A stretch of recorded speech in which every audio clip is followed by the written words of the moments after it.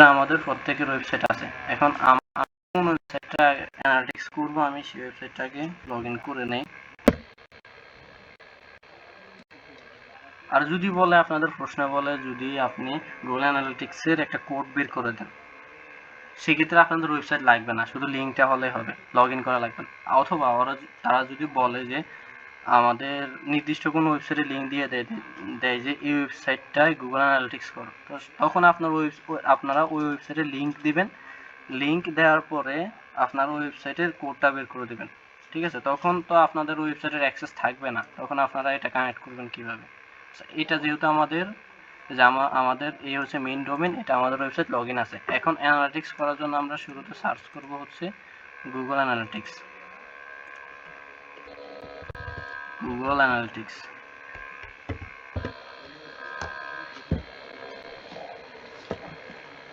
ঠিক আছে। এখন গুগল অ্যানালিটিক্স সার্চ করার পরে আপনারা প্রথমে এই ওয়েবসাইটের ভিতরে ঢুকে যাবেন অথবা দ্বিতীয় ওয়েবসাইটেও ঢুকতে পারেন। এখানে আসার পরে আপনারা গো টু অ্যানালিটিক্স এখানে ক্লিক করবেন। ভালো মতো খেয়াল করুন, প্রত্যেকে খুবই গুরুত্বপূর্ণ ক্লাস, আপনারা ভুলে জানেন। গো টু অ্যানালিটিক্সে ক্লিক করবেন। ক্লিক করার পরে লোডিং নিতেছে, এরকম একটা ড্যাশবোর্ড আপনারা চলে আসবেন। এখন আমরা অ্যানালিটিক্স করার জন্য শুরুতে কোথায় ক্লিক করব? যেমন নতুন একটা ওয়েবসাইট কানেক্ট করার জন্য কোথায় ক্লিক করতে পারি?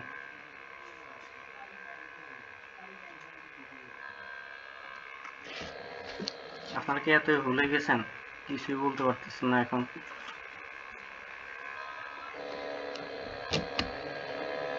আচ্ছা দেখেন, এখন আরেকটা অনেকের প্রশ্ন আছে যে আমরা তো একটা জিমেল দিয়ে অনেকগুলো অ্যানালিটিক্সের অ্যাকাউন্ট খুলে ফেলছি, সেক্ষেত্রে এই অ্যাকাউন্টগুলো কিভাবে রিমুভ করব? ঠিক আছে, তো এই অ্যাকাউন্টগুলো রিমুভ করার জন্য আপনারা কি করতে পারেন? তো অ্যাকাউন্টগুলো রিমুভ করার জন্য আপনারা যে এখানে অ্যাডমিন অপশন দেখবেন, অ্যাডমিনে ক্লিক করবেন, অথবা যে গিয়ার আইকন অথবা সেটিংস আইকন এখানে ক্লিক করবেন। দেখি মিটে কে আছেন আপনারা।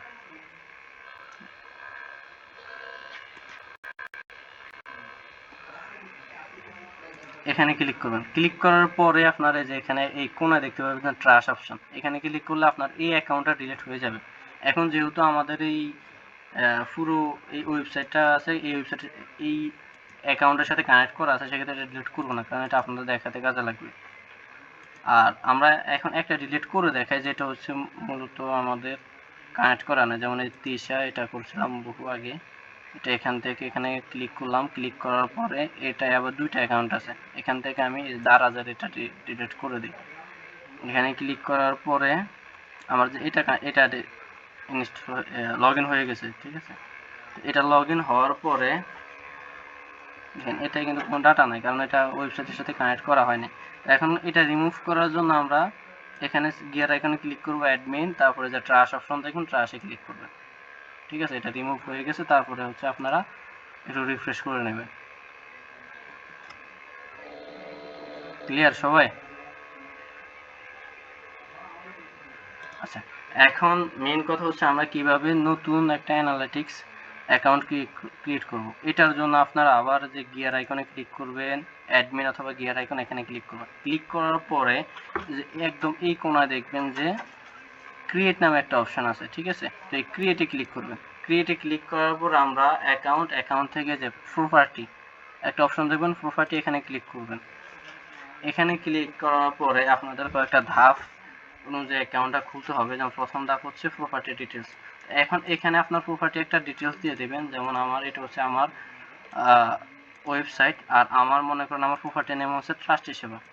ঠিক আছে, এখন আমি এখানে লিখে দিই আমার প্রপার্টির নাম ট্রাস্টি সেবা। আপনাদের ট্রাস্টি সেবা, এটা হচ্ছে আমার প্রপার্টি নেম। তারপর হচ্ছে রিপোর্টিং জোন টাইম জোনটা আপনারা অবশ্যই বাংলাদেশ সিলেক্ট করে দিবেন। আর এটা যদি হয়, যেমন আপনার একটা ক্লায়েন্ট আছে যে ইউএসএ থাকে, অথবা সে অন্য কোনো কান্ট্রিতে থাকতে পারে, তখন আপনার ক্লায়েন্ট যে দেশের, ওই দেশেরটা এখানে অ্যাড করে দিবেন। ঠিক আছে, এখন আপনার ক্লায়েন্ট যদি হয় আমেরিকার, আপনি যদি বাংলাদেশের টাইম জোন দেন, সেক্ষেত্রে সে কিন্তু সঠিকভাবে তথ্যগুলো পাবে না। ঠিক আছে, তারপর হচ্ছে কারেন্সিটা মূলত কি কারণে ইউজ করা হয় অ্যানালিটিক্সে? যেমন অ্যানালিটিক্সটা অধিকাংশ সময় ইউজ করা হয় যেগুলো হচ্ছে ই কমার্স ওয়েবসাইট। ঠিক আছে, এখন আপনারা কিন্তু এটা দেখতে পারেন যে আমার ওয়েবসাইটে কত টাকা সেল হলো, কত টাকা প্রোডাক্ট মানুষ কিনলো, এগুলো হচ্ছে আপনার দেখা যায়। সেক্ষেত্রে আপনাদের ওয়েবসাইটের সেই হিসাবটা যদি বাংলাদেশি টাকায় হয় সেক্ষেত্রে এখানে বাংলাদেশি ডলার দিয়ে দেবেন, আর যদি সেটা অন্য কোনো কারেন্সিতে হয় সেটা দিয়ে দেবেন। তারপর এখান থেকে নেক্সটে ক্লিক করবেন। নেক্সটে ক্লিক করার পরে এখানে আছে বিজনেস ডিটেলস, এখানে ইন্ডাস্ট্রি ক্যাটাগরি। এখন আপনার ইন্ডাস্ট্রিটা হচ্ছে ক্যাটাগরি কি, যেমন আমার এখানে ট্রাস্টেড সেবা, এটার ক্যাটাগরিটা কি হতে পারে, যেমন এটা হচ্ছে ফ্যাশন, ঠিক আছে। এখন ফ্যাশন, ড্রেস, এগুলোর ক্যাটাগরি কিছু আছে কিনা আমি একটু খুঁজে বের করি। এই যে বিউটি, ফাইন্যান্স, লুক, বিজনেস, তারপর যে ফাইন্যান্স, হেলথ, জবস, মানে কোন ক্যাটাগরিটার মধ্যে আমার বিজনেসটা যাইতেছে। যেমন শপিং দিতে পারি, যেমন এখান থেকে মানুষ শপিং করতে পারে, ঠিক আছে। শপিং দিয়ে দিলাম। দিয়ে দেওয়ার পরে এখন আপনার বিজনেস সাইজটা কেমন, যেমন আমার একটা বিজনেস আছে সেখানে সর্বনিম্ন 1 থেকে 10 জন মানুষ কাজ করে, এমপ্লয়ি কাজ করে। আমি স্মলে দিয়ে দিই, যেমন আমার এই ব্যবসাটা এতটুকু, অথবা আমি মিডিয়াম দিয়ে দিলাম। এখন আপনাদের নিজস্ব ব্যবসা অথবা আপনার ক্লায়েন্টদের বিজনেস অনুযায়ী এটা সেট করে দেবেন। তারপরে নেক্সটে ক্লিক করবেন। নেক্সটে ক্লিক করার পরে আপনাদের সামনে চুজ ইউর বিজনেস অবজেক্টস। এখানে মূলত এই অপশনগুলো কি কারণে ব্যবহার করা হয়, এখানে আপনারা এই অ্যানালাইটিক্সের মাধ্যমে মূলত কি চাচ্ছেন। যেমন এখানে জেনারেট লিডস, এখানে যদি আপনারা এটা দেন, আপনাদের যে ভিউয়ার্স অথবা ভিজিটর্স ওদের লিডস, অথবা আপনার ওয়েবসাইটে বিভিন্ন লিডস পাবেন। তারপর এখানে ড্রাইভ সেলস, এটা দিলে আপনারা সেলস পাবেন। তারপর হচ্ছে এটা হচ্ছে কি আন্ডারস্ট্যান্ড ওয়েব অ্যান্ড অ্যাপ ট্রাফিকের জন্য আদার্স। এখানে যেমন আপনারা যদি বলেন এগুলা যদি ভুল সিলেক্ট হয় সেক্ষেত্রে কোনো সমস্যা হবে কিনা, সেক্ষেত্রে বলবো এখানে এটা সিলেক্টের মাধ্যমে আপনার অ্যানালাইটিক্স অ্যাকাউন্টে কোনো প্রকার এফেক্ট করবে না। আপনারা যে কোনো কিছু সিলেক্ট করতে পারেন এখানে। যেমন আমি এখানে ড্রাইভ সেলসে ক্লিক করলাম, যেহেতু আমার ই কমার্স অ্যাকাউন্ট, আমি মূলত সেলসের হিসাবটা সবচেয়ে বেশি রাখতেছে, এটাই দিয়ে দিলাম, অথবা আদার সাবজেক্ট এটা দিয়ে দিলাম। তারপরে ক্রিয়েটিভ ক্লিক করলাম। ক্লিক করার পরে আপনাদের সামনে 3টা অপশন আসবে। এখন এটা কিন্তু অ্যানালিটিক্স কিন্তু অ্যান্ড্রয়েড অ্যাপের জন্য করা যায়, আইওএস অ্যাপের জন্য করা যায়, ওয়েবের জন্য করা যায়। এখন আমি এটা করতে চাইতেছি যে আমাদের একটা ওয়েবসাইট অথবা ওয়েবের জন্য। এখন এখানে ক্লিক করলাম। ক্লিক করার পরে আমাদের সামনে কিন্তু অপশনটা চলে আসবে, ঠিক আছে, একটা পপআপ চলে আসবে ওয়েবে ক্লিক করার পরে। এখন এখানে আমাদের যে ওয়েবসাইটের লিঙ্কটা, আমরা লিঙ্কটা দিয়ে দেবো। এখান থেকে আমি এটা কপি করে নেই, কপি করে এটা দিয়ে দেবো। এখানে কিন্তু HTTPS আছে, ঠিক আছে। HTTPS সিলেক্ট করে তারপর www থেকে এটা দেবো। আচ্ছা, এখান থেকে আমি এটা দিয়ে দিই। দিয়ে দেওয়ার পরে এখানে স্ট্রিম নেম দিতে হবে, ঠিক আছে। আপনার এই অ্যানালিটিক্স অ্যাকাউন্টের নাম দিয়ে দেবেন। আমি এখানে দিই হচ্ছে কি দেবো, ট্রাস্টে দিই, আবার এখানে ট্রাস্টি, ঠিক আছে।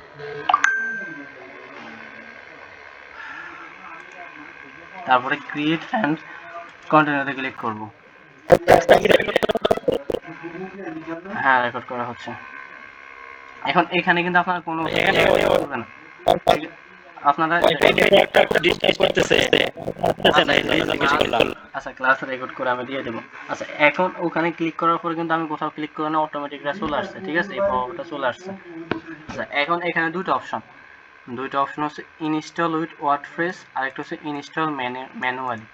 এখন এখানে আপনারা চাইলে ইনস্টল উইথ ওয়ার্ডপ্রেস এটা দিয়েও করতে পারেন, অথবা ইনস্টল ম্যানুয়ালি এটা দিয়েও করতে পারেন। এখন এই দুইটার মধ্যে পার্থক্য কি, এই দুইটার মধ্যে পার্থক্য হচ্ছে আপনারা যদি ইনস্টল উইথ ওয়ার্ডপ্রেস এখানে ক্লিক করেন সেক্ষেত্রে আপনারা গুগল সাইটকিট প্লাগইন দিয়ে এটা অ্যাড করতে পারেন। যেমন নেক্সটে যাওয়ার পর এখানে কিন্তু প্লাগইনে আমাকে বলে দেবে যে গুগল সাইটকিট, এই যে সাইটকিট প্লাগইন, এই প্লাগইনটার মাধ্যমে আমাকে এটা অ্যাড করতে পারবো, ঠিক আছে।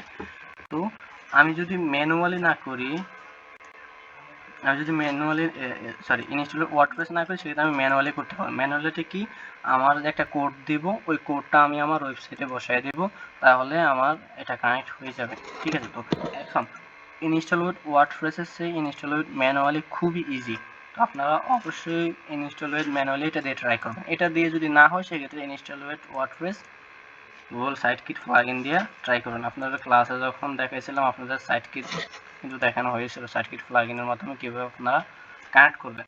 এখন সেটা হচ্ছে খুবই লেন্দি প্রসেস। এখন এটার ভিতরে ওটা যদি দেখাই তাহলে তো অনেকের মাথায় ঢুকবে না, সেক্ষেত্রে আমরা ইনস্টল উইথ ম্যানুয়ালি এটা ক্লিক করব।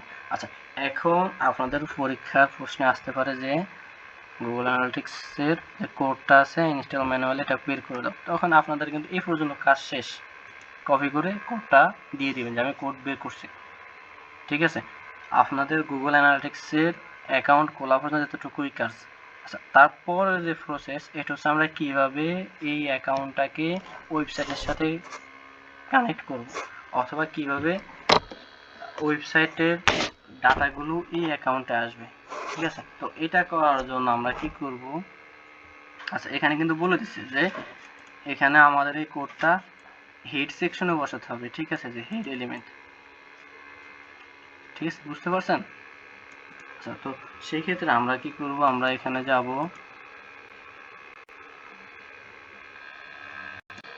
আমরা আমাদের ওয়েবসাইটে যাব। ওয়েবসাইটে যাওয়ার পরে আমরা ড্যাশবোর্ডে যাব। ড্যাশবোর্ডে যাওয়ার পরে এখান থেকে আমরা প্লাগইন অপশনে যাব। ভালো মতো খেয়াল করবেন সবাই। প্লাগইন অপশনে যাব। প্লাগইন অপশনে যাওয়ার পরে এখান থেকে আমরা অ্যাড প্লাগইনে ক্লিক করব। এটা তো আপনারা সবাই পারেন, এটা বেসিক ওয়েবসাইট ডিজাইনে আপনারা দেখানো হয়েছিল। তারপরে এখানে সার্চ করবেন ইনসার্ট হেডার ফুটার অথবা হেডার ফুটার কোড, HEADER ফুটার কোড। হেডার ফুটার কোড লিখে সার্চ করবেন। হেডার ফুটার কোড লিখে সার্চ করার পরে হেডারের পর ফুটার, হ্যাঁ হেডারের পর কি ফুটার, হ্যাঁ হেডার ফুটার কোড। আচ্ছা আচ্ছা, হেডার ফুটার কোড। ঠিক আছে, এটা লিখে সার্চ করার পরে আমাদের অনেকগুলো প্লাগইন চলে আসবে। দেখেন এখানে হেডার ফুটার কোড ম্যানেজার, তারপর আলটিমেট অ্যাডঅনস ফর এলিমেন্টর। এটা কিন্তু আপনারা দেখাইছিলাম, মনে আছে কিনা? এটা কি কাজে ব্যবহার করা হয় এই প্লাগইনটা, কেউ বলতে পারবেন? আলটিমেট অ্যাডঅনস ফর এলিমেন্টর এটা কি কারণে দেখাইছিলাম আপনাদের?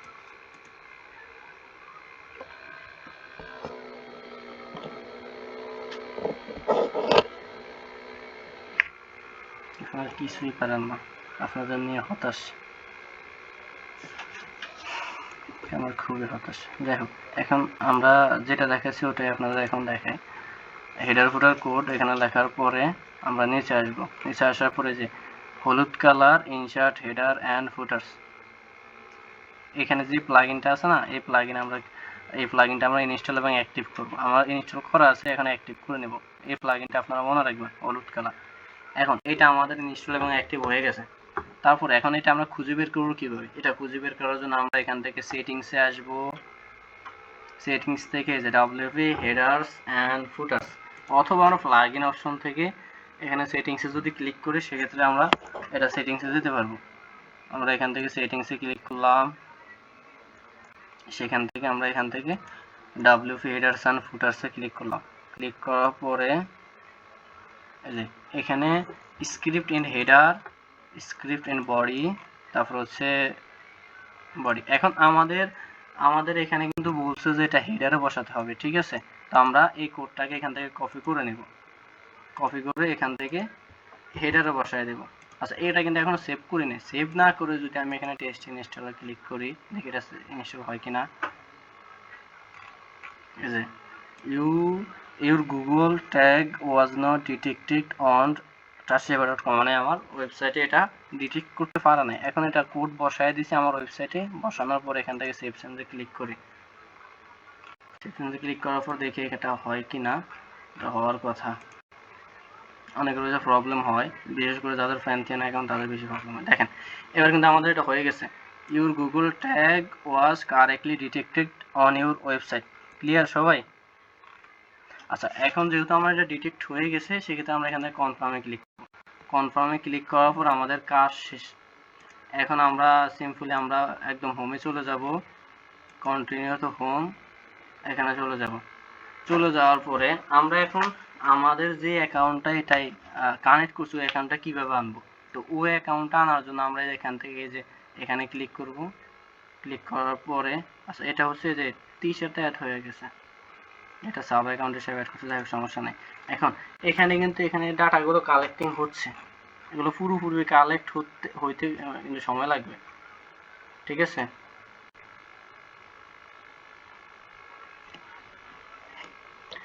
রিফ্রেশ দেই, আমাদের পুরো ডাটাগুলো কালেক্ট হতে কিন্তু খুব সময় লাগবে। ঠিক আছে, আর তাছাড়া আমাদের এই ওয়েবসাইটে কিন্তু কোনো ভিজিটর আসে না, কেউ দেখে না বা কেউ কিছু কেনাবেচা করে না, সেক্ষেত্রে এটা কিন্তু দেখা মানে এগুলো কিন্তু কাউন্ট হবে না। ঠিক আছে, এখন আপনারা এতটুকু বুঝছেন সবাই? আপনারা গ্রুপে যারা যারা বুঝতে পারছেন আপনারা বলেন, অথবা যারা বুঝতে পারেন না আপনারাও কথা বলেন। অনেকটাই বুঝতে পারছি।